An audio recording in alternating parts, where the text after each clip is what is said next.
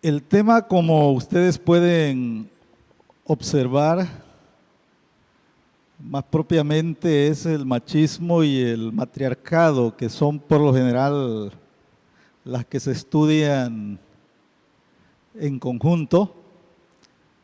La otra contraparte es el feminismo y el patriarcado. Así que nosotros vamos a tomar este lado del tema, machismo y matriarcado. Y fíjense que cuando nosotros escuchamos acerca de machismo, que es de lo que más vamos a hablar porque era el tema original, a veces tenemos la impresión que es cosa de los mexicanos, que es una problemática solamente nuestra, y hay algo de cierto, ¿no? Entre nosotros el machismo ha tomado matices distintos a otros países, pero no se origina con nosotros, ni es propio de los mexicanos. Cuando llegué a los Estados Unidos, nos alojamos por cosa de un mes en casa de una familia norteamericana y fueron hermanos muy hospitalarios, pero una de las características era el abuso tremendo del varón hacia la mujer en una forma terrible. Él era norteamericano y ella latina.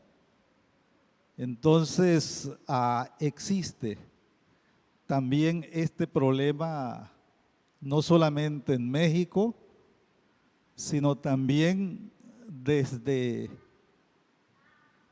los orígenes de la historia, dicen algunos. Solamente en la prehistoria las mujeres dominaron al varón, es lo que se está tratando de comprobar ahora. Esa época dorada cuando la mujer tenía el control. Y en estos días yo me imagino que muchos de ustedes escucharon acerca de las preocupaciones con la nueva escuela mexicana, las cosas que ahí vienen y como cristianos nosotros debemos tratar de examinarlo todo, ese es el punto, ¿no? En todo hay cosas buenas, hay cosas malas también, es difícil hacer una obra perfecta, pero lo que ha llamado más la atención son las cuestiones acerca de la ideología de género, de la sexualidad y sobre todo estos temas de las nuevas masculinidades y ese tipo de cosas. Y como cristianos es interesante la manera en que reaccionamos de una manera bastante estridente, pública, acerca de esto. Y tenemos que decirlo de esa forma, hermanos, porque ha habido otras problemáticas sociales como el machismo, contra las cuales nunca hemos dicho nada. Al contrario, incluso en las iglesias se ha practicado, se ha solapado y a veces se ha tomado como lo bíblico. Pero lo cierto, hermanos, es que como cristianos tenemos que tomar un punto de partida que nos ayude a examinar cualquier ideología, cualquier práctica, cualquier tendencia que exista aquí sobre la tierra para determinar qué es lo que nosotros debemos seguir. Y por eso vamos a presentar unos lineamientos aquí acerca de cuál es la perspectiva que vamos a adoptar aquí. La primera, hermanos, es que necesitamos incluir todas las áreas de la vida en la transformación del Evangelio. Y en esto debemos incluir nuestros conceptos de masculinidad, de feminidad, del matrimonio, de la vida en familia, no demos por sentado que el prototipo, la forma, el estilo de vida que nosotros tenemos es bíblico. Debemos estar siempre abiertos a examinar que el Evangelio penetre todas las áreas y todas las prácticas de la vida. Por eso mismo también necesitamos detectar cómo a veces nuestras prácticas son más producto de una cultura, de una tradición, sea evangélica, sea mexicana, sea cultural, lo que sea. Debemos estar listos para detectar la manera en que esas prácticas afectan la manera bíblica de ver el mundo. Y por lo mismo también debemos expresar la necesidad de retomar la enseñanza bíblica para construir una generación diferente. Yo estoy seguro que muchos de ustedes vienen aquí al Evangelio, a la iglesia, pero fueron heridos por patrones culturales de ser padre, de ser madre en el hogar, y a veces lo único que hemos hecho ha sido transmitir eso que aprendimos en el hogar, cómo debíamos ser como hombres, qué es lo que significa esto. Ahora, entrando a las definiciones, y noten que cuando hablamos de este tipo de cosas va a haber una gran cantidad de definiciones, de apreciaciones, y dependiendo también en este tiempo tan polarizado de hombre y mujer, de quién hable, ¿sí? Y por eso ahora que se habla de machismo, de patriarcado, de masculinidad tóxica, etcétera, va a haber diferentes maneras de entenderlo. Aquí vamos a recurrir a esta definición simple. ¿Qué es el machismo? El machismo es la idea de que el varón es superior a la mujer. Es una creencia, un concepto arraigado de que esa superioridad también le da ciertos privilegios al varón por encima de la mujer. Y todavía ustedes recordarán algunos, ¿no? ¿Quién podía estudiar y quién no? ¿Quién puede salir? ¿Quién no? ¿Quién hace esto? ¿Quién no? Reflejan muchas veces a este tipo de pensamiento. De manera que el hombre tiene derecho sobre la mujer y por lo general en el machismo tiene un sentido de que la mujer le pertenece, es una propiedad y existe para servir a sus deseos y necesidades. Entonces, en forma típica eso sería lo que se conoce como machismo. Ahora, el machismo no es nuevo. Cuando hicimos la lectura bíblica pensé que íbamos a seguir unos 2, 3 versículos después, porque ahí está plasmado el origen de toda esta problemática humana a raíz del pecado, como la Biblia lo va a señalar. De manera que podemos decir que hay un machismo universal. Esa es la manera en que muchos estudios lo van a abordar. Desde una perspectiva social, antropológica, van a tratar de descubrir desde cuándo, desde los griegos, desde las primeras tribus, desde la prehistoria, desde cuándo. Desde el punto de vista bíblico, lo que nosotros entendemos es que el machismo viene como producto de la caída en pecado. Y por el otro lado, también nosotros estamos afectados por lo que podemos llamar un machismo latino, que es propio de nuestras tierras conquistadas en nuestro caso, por los españoles, que dieron formas típicas de ver la familia, el matrimonio, los hijos y todas estas cosas. Y en nuestro caso, como mexicanos, hasta se celebra, ¿no? Ser machos era el grito de batalla de los hombres hasta que las feministas nos empezaron a callar un poco, ¿no? Esa era la mentalidad mexicana, eso era la idea de hombría, de virilidad, con todo lo que eso acarrea. Y se celebra, lo veíamos en películas, en libros, en patrones culturales, pero vamos a ver allá en la Biblia, vamos a Génesis 3, versículo 16, el comienzo de todo.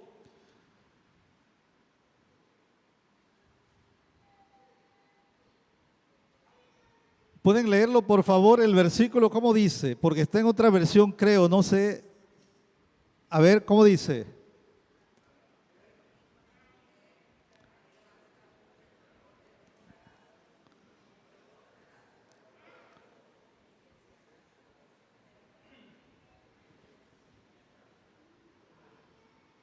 Muy bien, yo no sé si estoy escuchando a los hombres un poquito asustados el día de hoy. No voy a decir nada o les están pellizcando por ahí, pero la parte que me interesa es esta, hermanos. Y desearás controlar a tu marido, pero él gobernará sobre ti. Es una versión que me parece capta este sentido de lucha, de conflicto, que viene como resultado de la caída, en la que el orden de la creación empieza a ser alterado, y en este caso de una manera radical.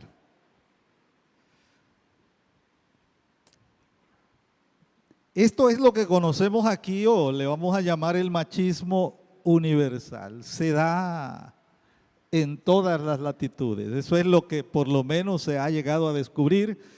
Y vean lo que esto significa.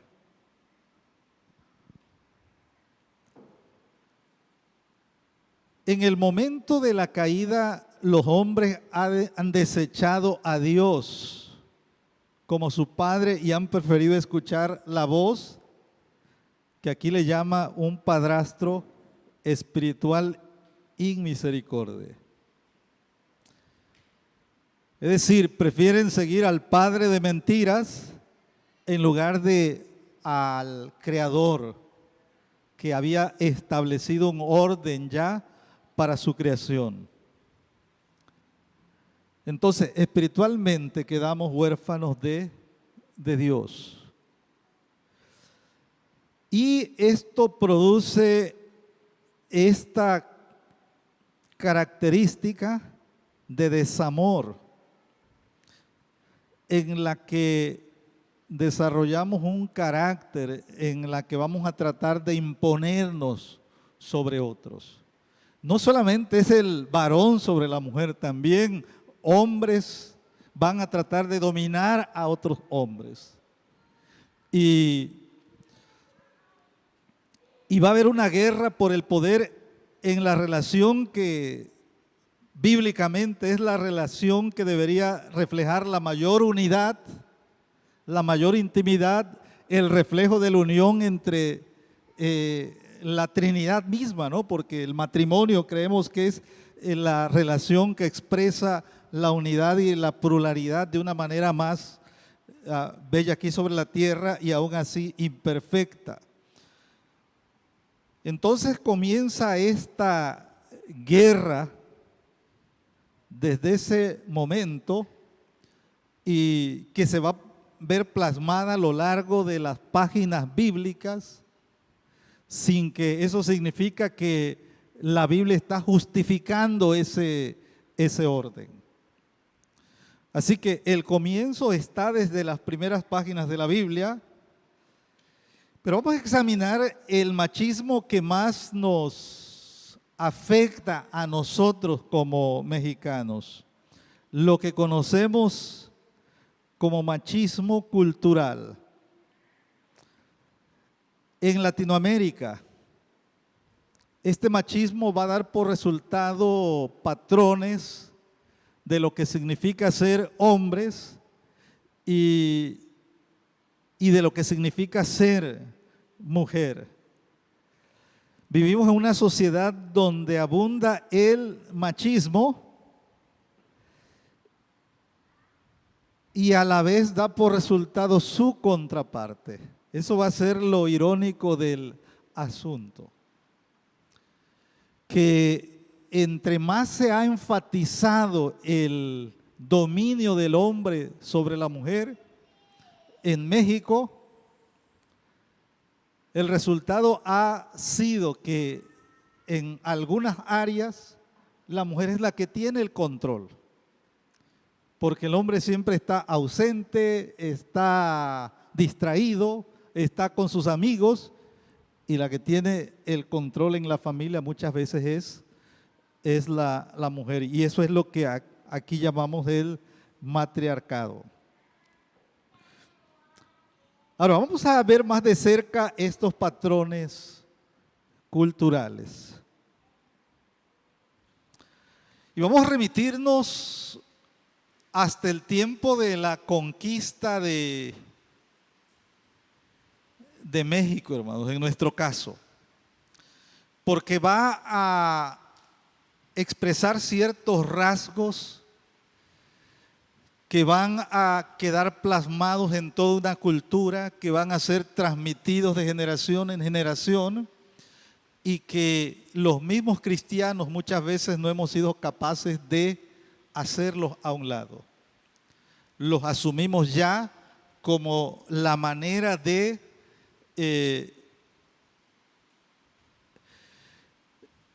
en que debemos ver el matrimonio y la familia. Y una de las realidades que tenemos a raíz de la conquista es esta, que entre los españoles no se nos trae una enseñanza bíblica de lo que es el matrimonio y la familia. Yo no sé cuántos de ustedes han leído, por ejemplo, la historia de Tabasco, de México, y, por ejemplo, ¿dónde se celebra en el continente el primer culto cristiano? ¿Lo sabían? Bueno, fue aquí como a unos 80 kilómetros en Centla, ¿sí?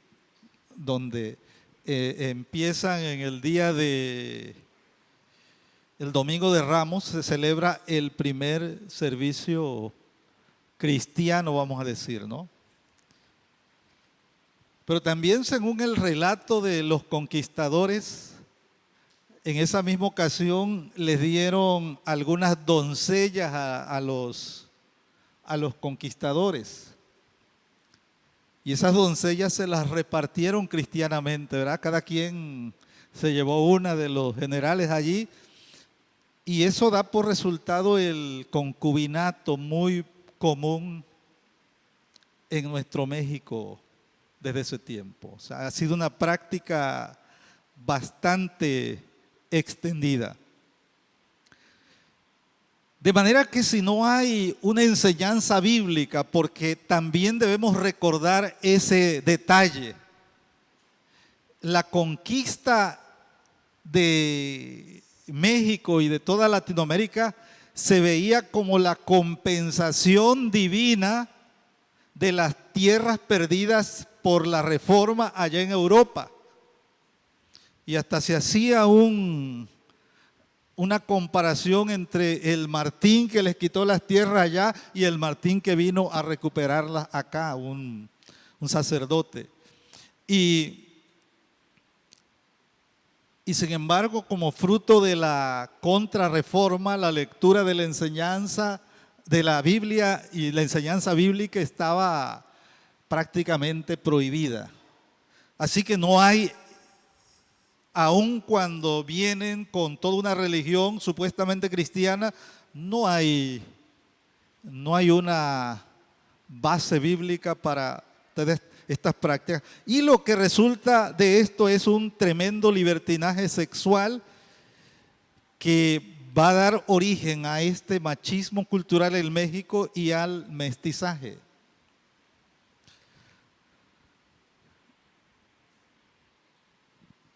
¿Qué implicaba esto? Implicaba que en la cultura que se empieza a formar aquí en nuestras tierras, la idea de que el varón es superior a la mujer y que por lo tanto es libre de hacer con su sexualidad lo que quiera, llega a tomarse como una norma. Las mujeres son conscientes de eso. Lo único que le piden es que por lo menos respete la casa, ¿no? Es el tipo de prácticas que se empiezan a dar. Es decir, ellas guardan su reputación impidiendo que se lo hagan por lo menos en la cara, ¿no? Por eso dice que se sustituye la moral por el decoro, mantener las apariencias en este sentido. Y al final de cuentas, la religión empieza a centrarse en la madre con un distanciamiento emocional del padre. ¿Le suena familiar, hermanos? Es decir, los mismos cristianos a veces todavía tenemos ese tipo de ideas de que, por ejemplo, ser varón es no llorar, ¿verdad? Los machos no lloran. Usted es machito y se aguanta, ¿no? Nos decían desde pequeños, y padres cristianos, ¿sí? Entonces, el padre va a tener ese distanciamiento, y aquí vienen ya un poquito más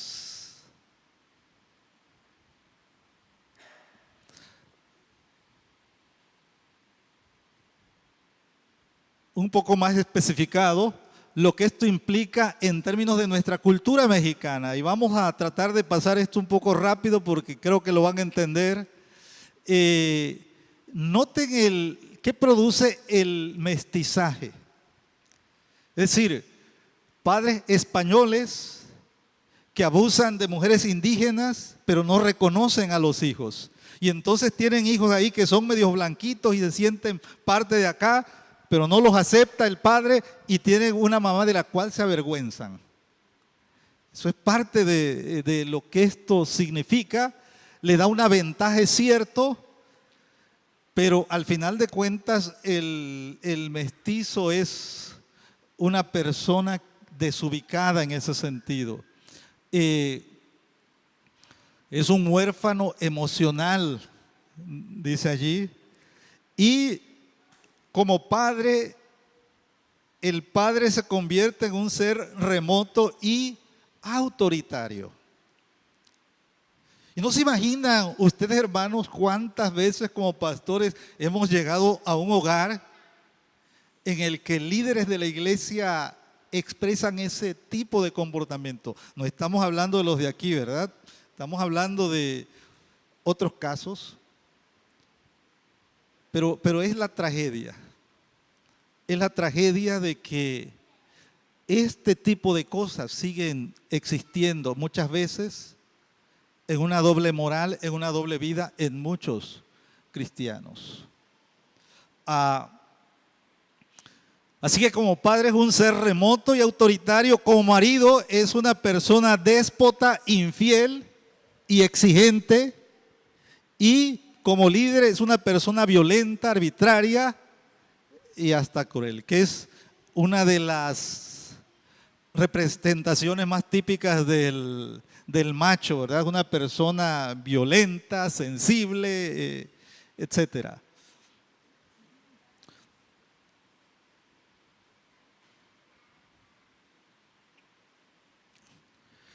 ¿Qué da por resultado esto? Bueno, una de las consecuencias es que el hombre no respeta a su mujer.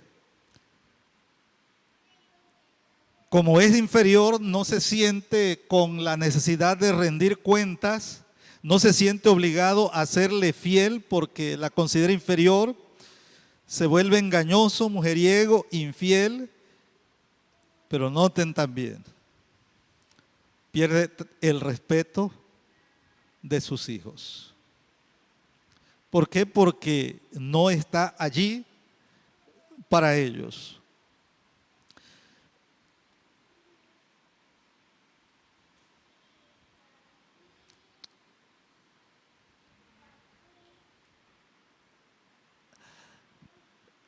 Y aquí es donde se abre la puerta para lo que llamamos el matriarcado.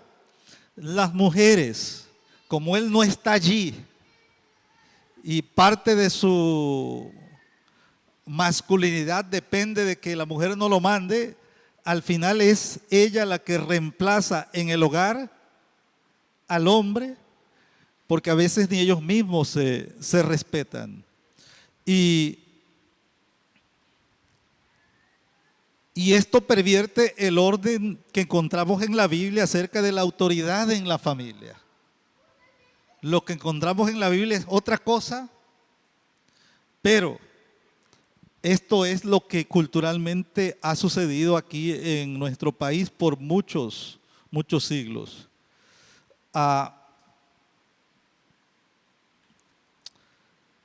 Como resultado también, en sus demás relaciones, sus demás prácticas, el macho tiende a ser una persona que no sabe cumplir con sus votos, con sus promesas, con sus pactos.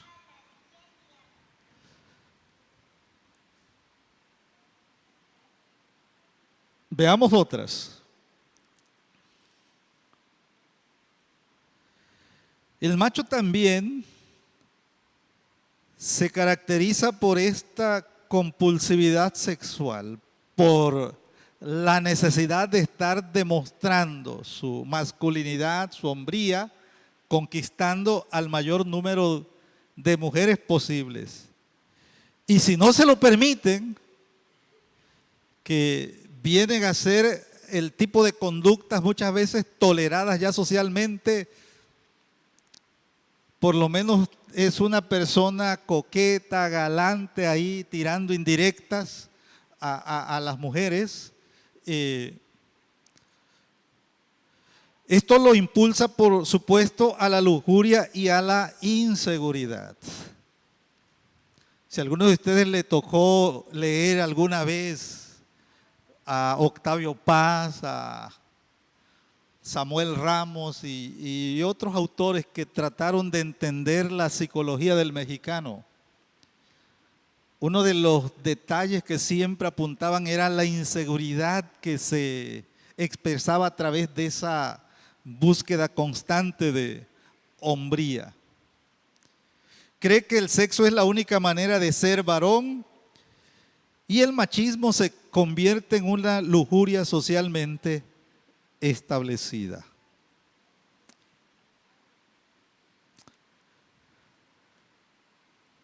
¿Cómo es su relación con la mujer?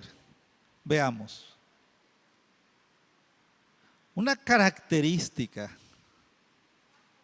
muy típica del macho es burlarse de su esposa, burlarse de las mujeres, y eso no ha desaparecido. El día de hoy se están hasta criminalizando ese tipo de conductas, ¿no? Se está llegando a otro tipo de extremos, pero lo cierto es que nosotros como cristianos deberíamos ser un mejor ejemplo en este tipo de cosas, pero desgraciadamente son cosas que escuchamos a menudo también dentro de los creyentes, ¿no?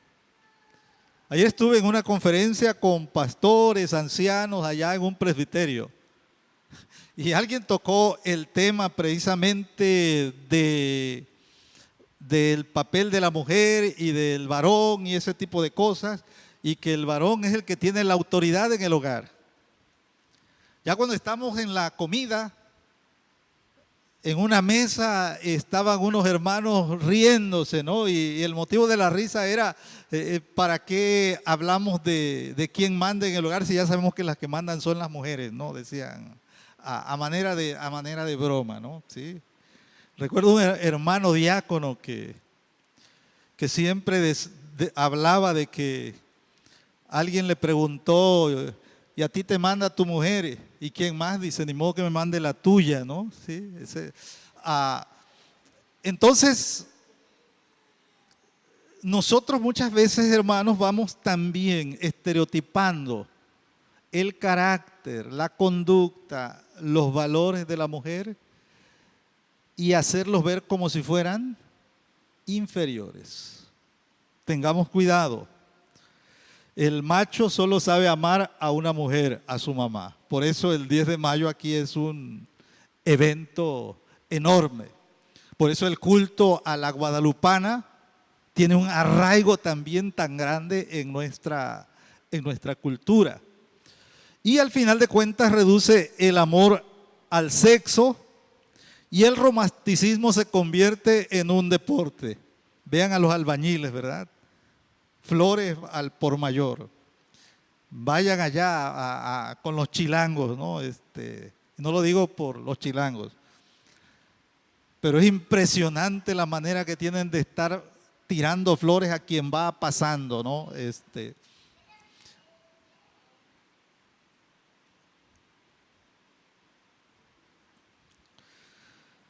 Ahora, aquí vienen otras consecuencias.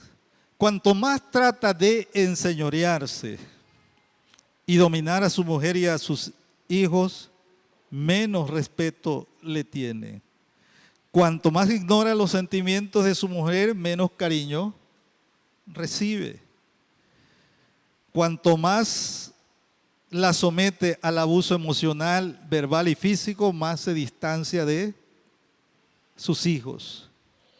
Cuanto más viola su voto matrimonial, menos autoridad espiritual detenta en su hogar. Ese es el panorama, hermanos. El panorama que por lo general se describe acerca de este machismo. Y vean ustedes, las mujeres han llegado por lo menos a tolerar, estamos hablando de hasta hace poco, ¿no? Este tipo de conducta. Vean el tipo de dichos que circulan y ustedes van a reconocer.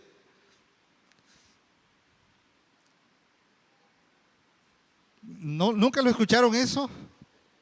Me pega porque es mi marido, ¿no? Y hasta con autoridad lo decían. No sé si vieron aquella película de Pedro Infante, La Oveja Negra.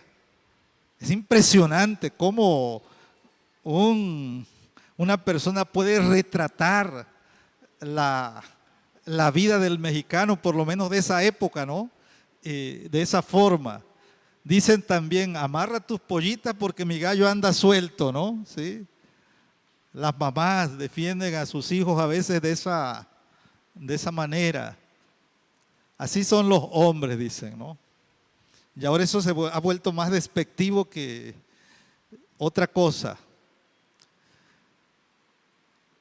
Tortita de manteca para mamá que da la teta, tortita de cebada para papá que no da nada. Ahí vemos ya la contraparte, ¿verdad? Al final de cuentas también vienen las respuestas. La idea es que los hombres somos así, que no servimos para nada y otras cosas y que se están acentuando en esta época de feminismo de manera extrema también. ¿Cuál es la conclusión de todo esto?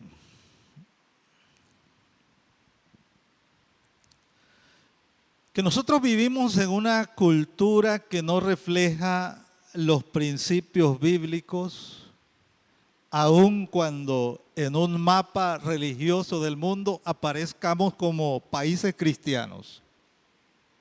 En realidad muy poco el Evangelio ha logrado penetrar conductas y patrones tan arraigados como estos. Y se han terminado por justificar y asumir incluso dentro del pueblo de Dios. De manera que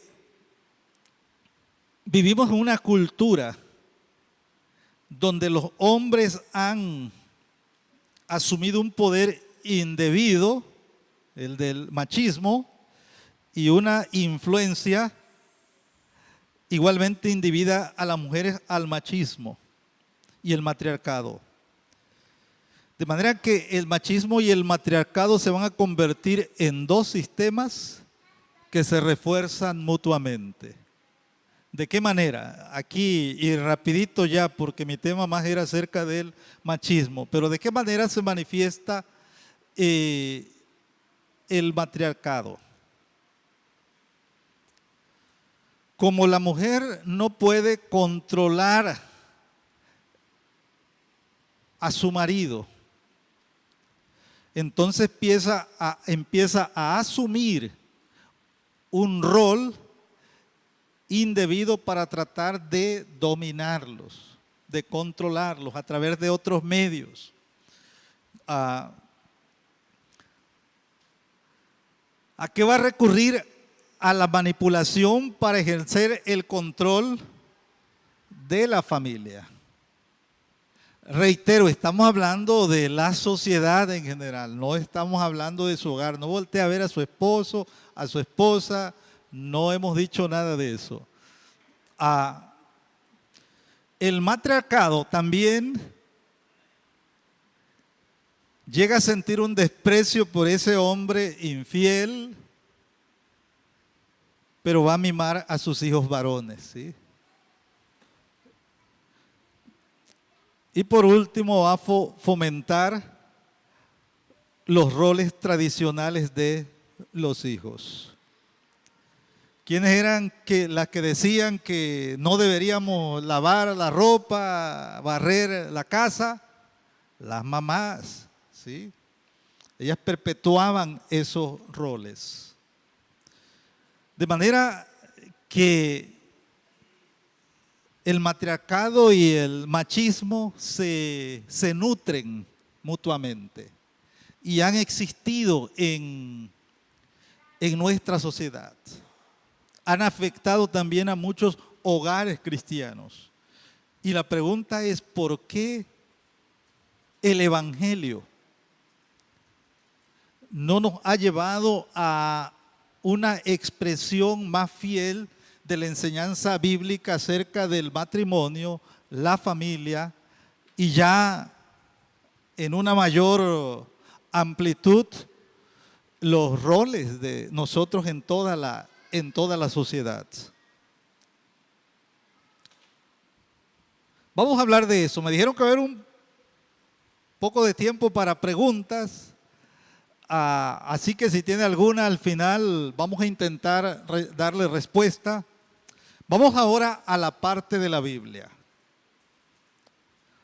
Mencionamos que la Biblia desde sus primeras páginas diagnostica esta realidad.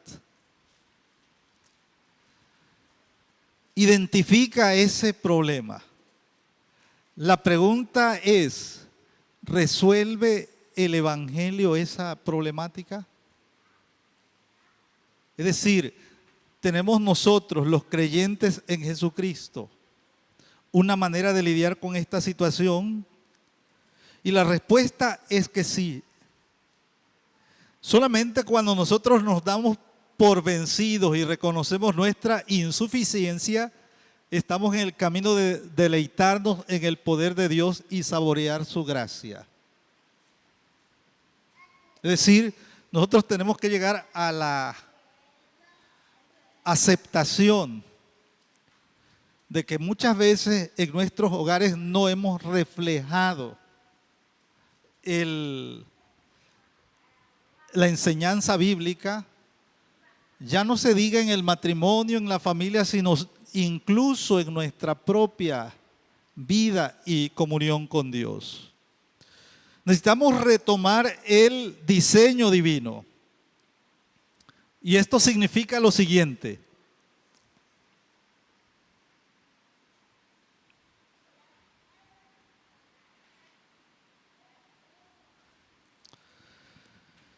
Yo quiero llevarles a Efesios capítulo 5.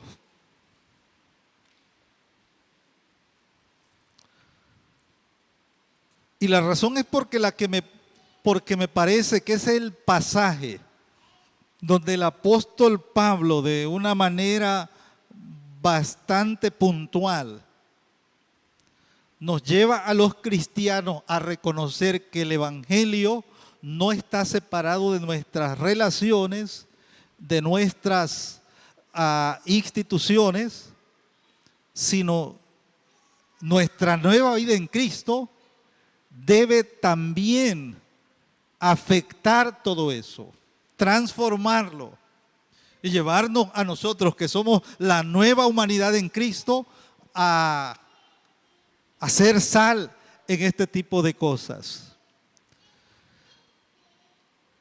Allí en Efesios capítulo 5, y no sé si los hermanos allá de la cabina pueden colocarlo por allí. Vean los versículos 23 al 25.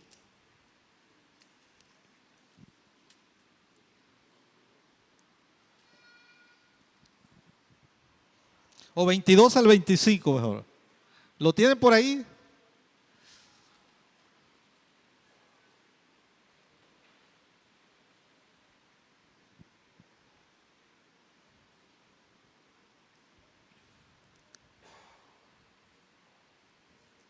Muy bien, si lo tienen, vamos a leerlo porque esa es la respuesta al problema original planteado allá en Génesis, capítulo 3. A ver, dice, hermanos, las casadas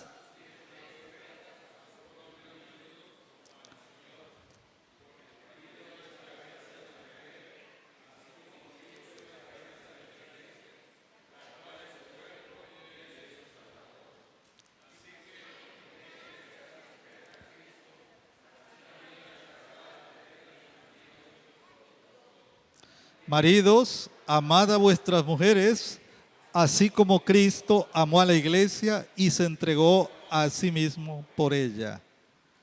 Amén. Este es el apóstol Pablo extrayendo las implicaciones del mensaje del evangelio para las relaciones, en este caso, entre esposo y esposa. Posteriormente va a hablar también de la implicación que esto tiene de padres a hijos y después de trabajadores y propietarios. Y lo que vamos a encontrar aquí es que va a hablar de papeles de autoridad. Y el apóstol Pablo es claro en este caso: el marido es cabeza de la mujer, así como Cristo es cabeza de la iglesia. No vamos a meternos a explicar todo esto, simplemente dando por sentado que ahí en la Biblia está esto, en diversos lugares. En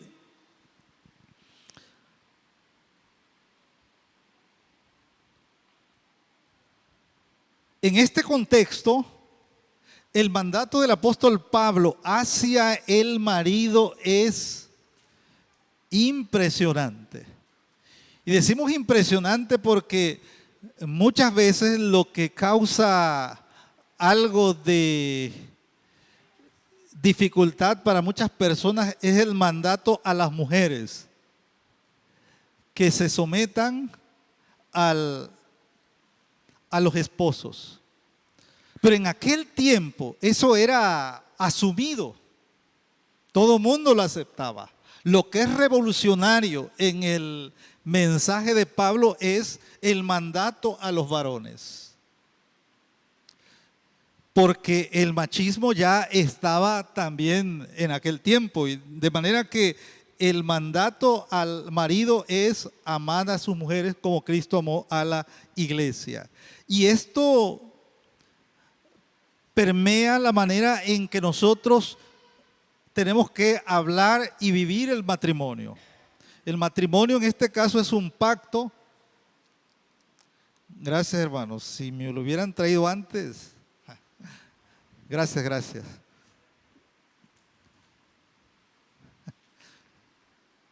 Gracias.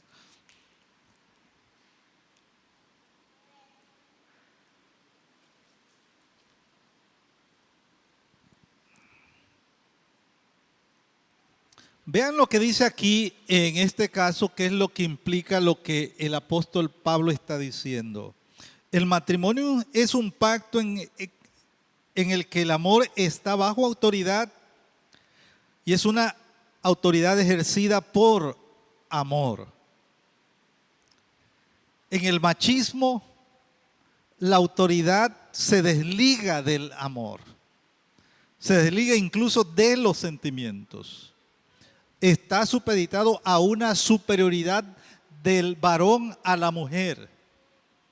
En la Biblia, el mandato de amar a las esposas no está basado en la superioridad del varón a la mujer, porque la Biblia nunca enseña eso. La Biblia enseña la igualdad del varón y la mujer, de manera que la autoridad ejercida es contemplada solamente en este contexto del amor. La manera en que el varón debe amar a su mujer es la misma manera en que Cristo ama a la iglesia. Y la mujer representa a la iglesia en la manera en que debe sujetarse y respetar a su marido tal y como la iglesia está sujeta y respeta a Jesucristo. Lo que yo quiero que vean en este caso es cómo el mandato al varón que el apóstol Pablo escribe aquí en este pasaje es lo contrario del machismo. Es lo contrario de el abuso, la prepotencia, el sentimiento de superioridad que muchas veces se refleja en el machismo. En este caso, lo que se habla es de una autoridad ejercida por amor. Y el mandato a la mujer de someterse, aun cuando ambos son iguales por roles establecidos por Dios en la palabra, en su palabra, es la contraparte del matriarcado, es decir, de querer tomar el control, la autoridad por nuestra propia fuerza. De modo que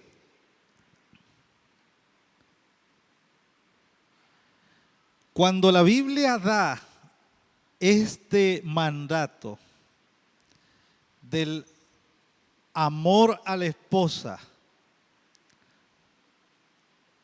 comparado al amor de Cristo por su iglesia al grado de dar su vida por ella, es todo lo contrario de lo que el machismo ha transmitido. Y por la otra parte, el sujetarse es el antídoto contra la manipulación y el control, que va a ser la tentación perpetua de las mujeres. Ahora, vamos a dejarlo ahí. Hay otras diapositivas, pero vamos mejor a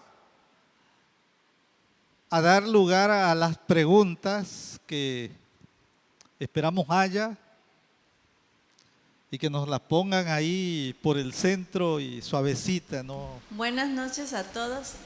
Ahorita escuchando el tema que está tratando el pastor, se me vino a mi mente que de niña, mi abuelo materno,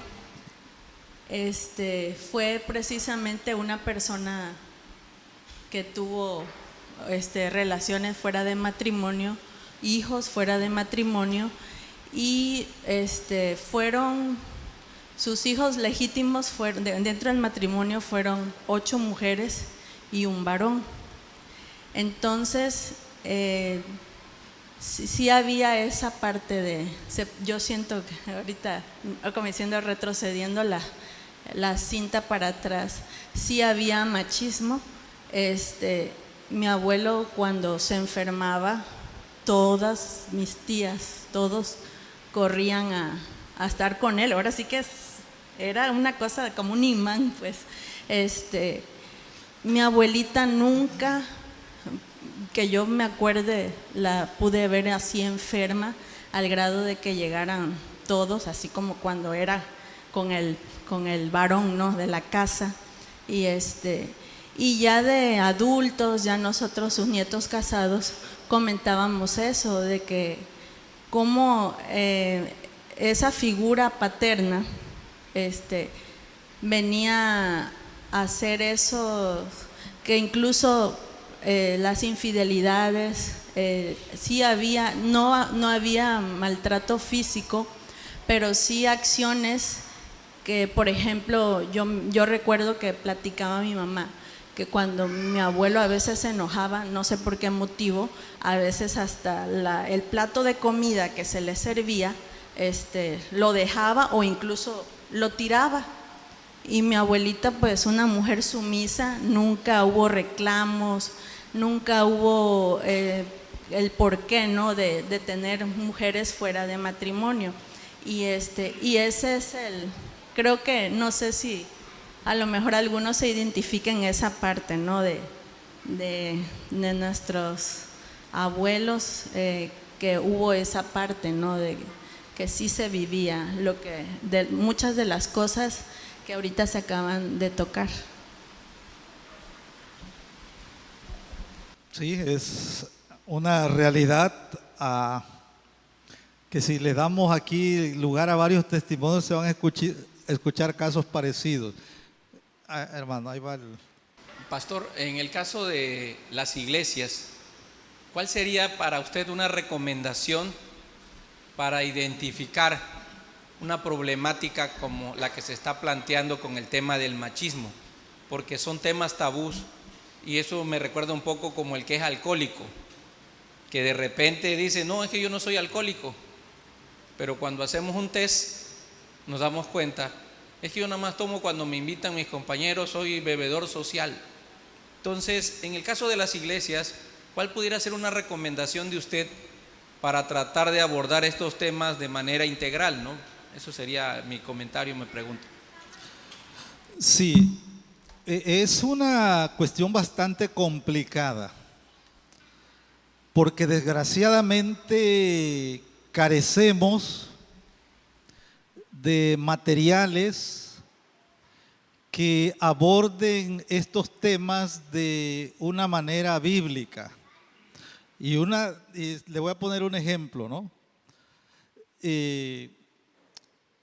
Hay muchas hermanas que se están inclinando por el feminismo en esta coyuntura, se están dejando influenciar también por estas corrientes y creen que esa es la respuesta bíblica.